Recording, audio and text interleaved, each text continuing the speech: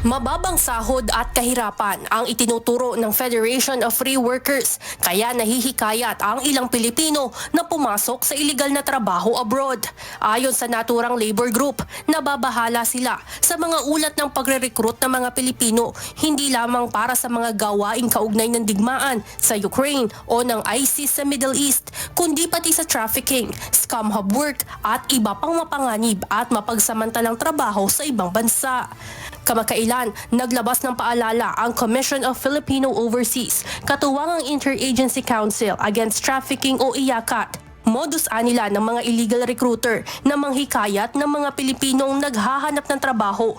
Ngunit pagdating sa hindi sasabihing lugar, papalitan ang kanilang mga kontrata at mapipilitang magtrabaho sa mga dayuhang militar.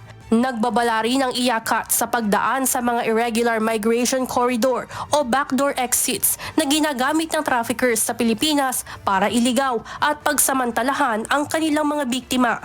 Ayon kay Attorney Sonny Matula, presidente ng Federation of Free Workers, dahil sa hirap ng buhay at patuloy na epekto ng mga sigalot sa gitnang silangan, maging ang mga marumi, mapanganib at mapanghamak na trabaho sa abroad ay maaaring magmukhang pag-asa para sa iba. Kaya naman sa papalapit na Mayo 1 o Labor Day, muling ipinananawagan ng grupo ang pagkakaroon ng living wage o 200 pesos kada araw na dagdag sahod sa buong bansa. Kasabay na rin ang nationalization of wages upang pantay-pantay na makatanggap ng sweldo ang lahat ng manggagawa, maging ang mga nasa probinsya.